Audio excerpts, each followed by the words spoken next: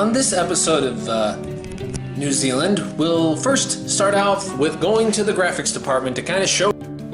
Okay, for this portion, it's still in the South Island, starting at Intvercargil, moving all the way up through to Twizel, which is in the middle of the South Island. And that's where all these pictures are from.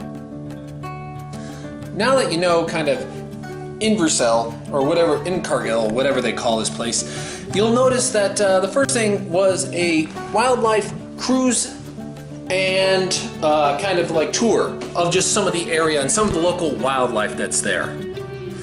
First they give you a nice kind of like view around the city itself into the bay and harbors that it has. And then they take you to basically a penguin wildlife sanctuary. Apparently there are, no surprise, lots of different kinds of penguins in the world, and apparently the rarest is what's called a red-eye penguin. And there's only a few thousand of them that actually still exist in the wild. Now,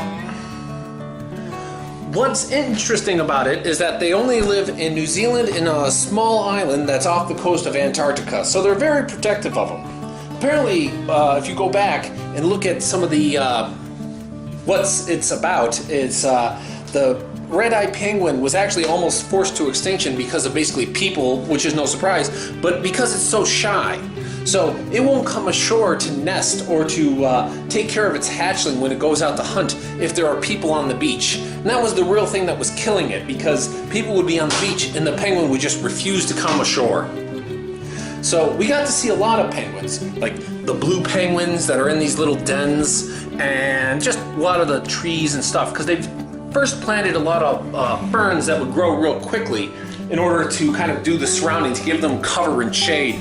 But they planted a lot of the native wildlife and hoping that to take over. Apparently the native plant life of New Zealand grows incredibly slow because, well, they've had, I guess, extremely large birds over the years, and the plants have had to adapt to the birds, which, well, now are extinct.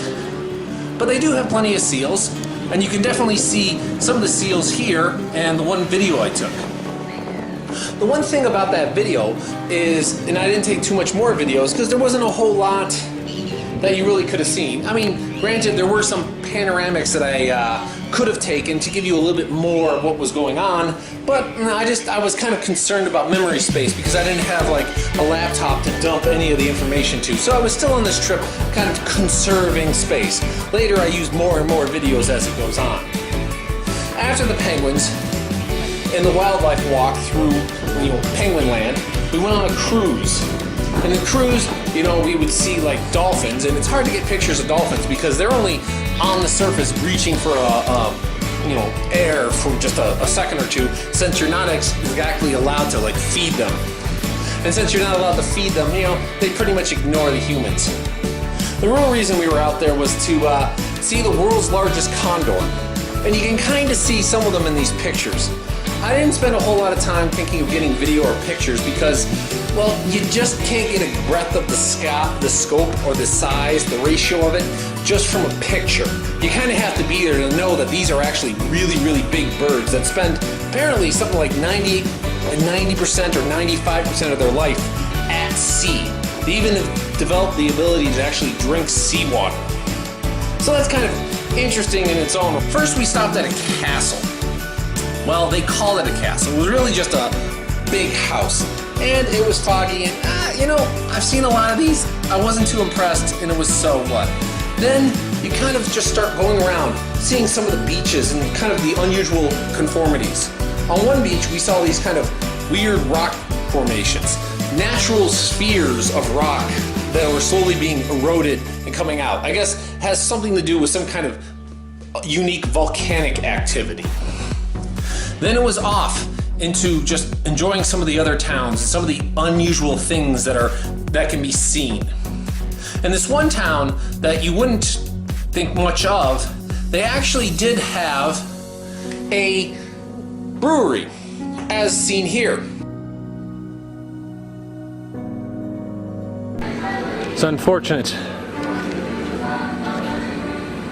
Found a brewery. I don't have time.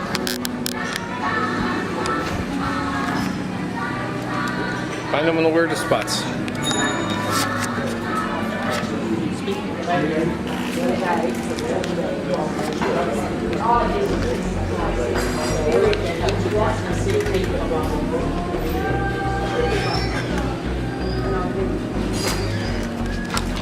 have to find some elsewhere.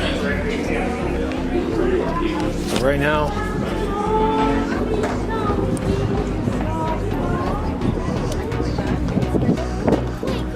that's where I'm headed, the whiskey place. Been to plenty of breweries.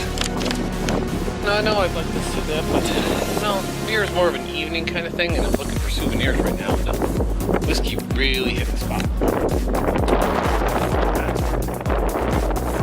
Or the whiskey. The whiskey.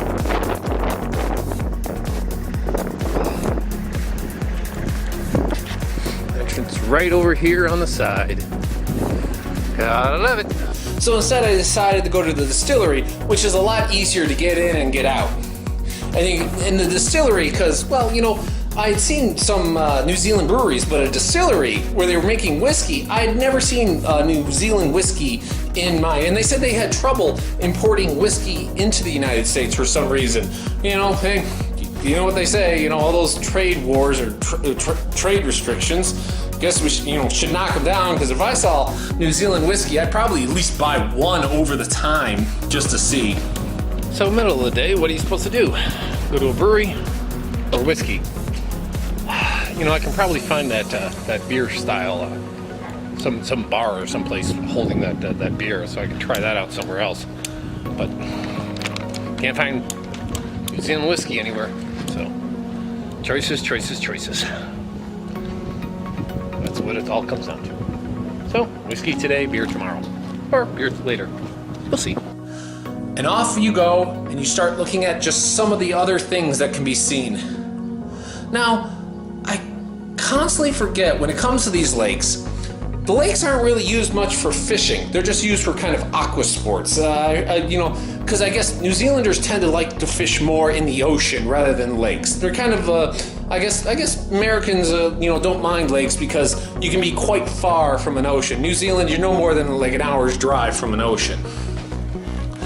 And you can see just kind of the picturesque and the beauty of everything that goes on. I mean, New Zealand really has a lot going for it that you just, hard to tell. Like in this section where their world's, you know, largest peak is in the background. And, you know, I forget how tall it is or how much off the ground it is.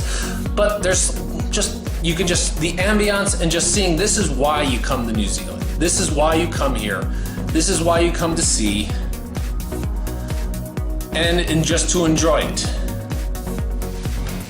And that's kind of just what it's all about until you end up at your next destination, wherever it is. The New Zealanders are very friendly, and it's just fantastic to be there.